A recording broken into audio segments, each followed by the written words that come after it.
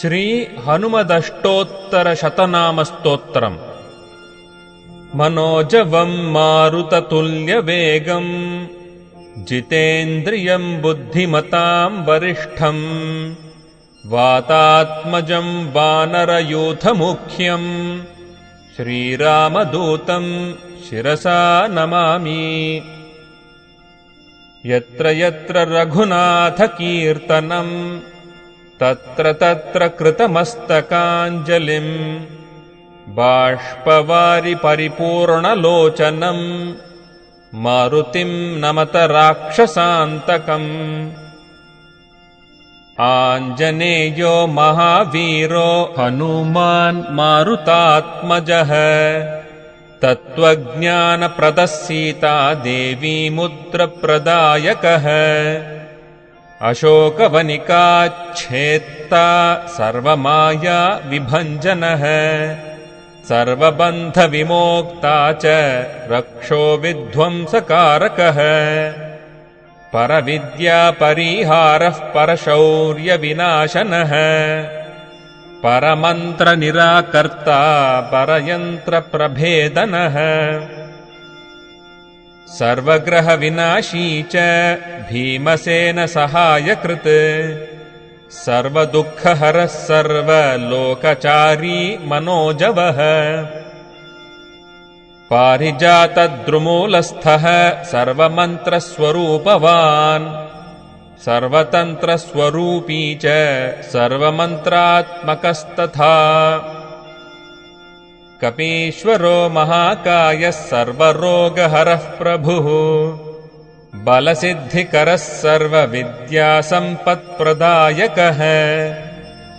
ಕಪಿಸೇನಾನಾಯಕಶ್ಚ ಭವಿಷ್ಯಚ್ಚತುರಾನನಃ ಕುಮಾರಬ್ರಹ್ಮಚಾರೀ ಚ ರತ್ನಕುಂಡಲದೀಪ್ತಿಮಾನ್. ಸಂಚಲದ್ವಾಲಸನ್ನದ್ಧ ಲಂಬಮಾನಶಿಖೋಜ್ವಲಃ ಗಂಧರ್ವವಿದ್ಯಾತತ್ವಜ್ಞೋ ಮಹಾಬಲಪರಾಕ್ರಮಃ. ಕಾರಾಗ್ರಹವಿಮೋಕ್ತಾ ಚ ಶೃಂಖಲಾ ಬಂಧಮೋಚಕಃ. ಸಾಗರೋತ್ತಾರಕಃ ಪ್ರಾಜ್ಞೋ ರಾಮದೂತಃ ಪ್ರತಾಪವಾನ್. ವಾನರಃ ಕೇಸರೀಸುತಃ ಸೀತಾಶೋಕನಿವಾರಣಃ ಅಂಜನಾಗರ್ಭಸಂಭೂತೋ ಬಾಲಾರ್ಕಸದೃಶಾನನಃ. ವಿಭೀಷಣಪ್ರಿಯಕರೋ ದಶಗ್ರೀವಕುಲಾಂತಕಃ ಲಕ್ಷ್ಮಣಪ್ರಾಣದಾತಾ ಚ ವಜ್ರಕಾಯೋ ಮಹಾದ್ಯುತಿಃ. ಚಿರಂಜೀವಿ ರಾಮಭಕ್ತೋ ದೈತ್ಯಕಾರ್ಯವಿಘಾತಕಃ ಅಕ್ಷಹಂತಾ ಕಾಂಚನಾಭಃ ಪಂಚವಕ್ತ್ರೋ ಮಹಾತಪಃ. ಲಂಕಿಣೀ ಭಂಜನಃ ಶ್ರೀಮಾನ್ ಸಿಂಹಿಕಾ ಪ್ರಾಣಭಂಜನಃ ಗಂಧಮಾದನಶೈಲಸ್ಥೋ ಲಂಕಾಪುರವಿದಾಹಕಃ. ಸುಗ್ರೀವಸಚಿವೋ ಭೀಮಃ ಶೂರೋ ದೈತ್ಯಕುಲಾಂತಕಃ ಸುರಾರ್ಚಿತೋ ಮಹಾತೇಜೋ ರಾಮಚೂಡಾಮಣಿಪ್ರದಃ.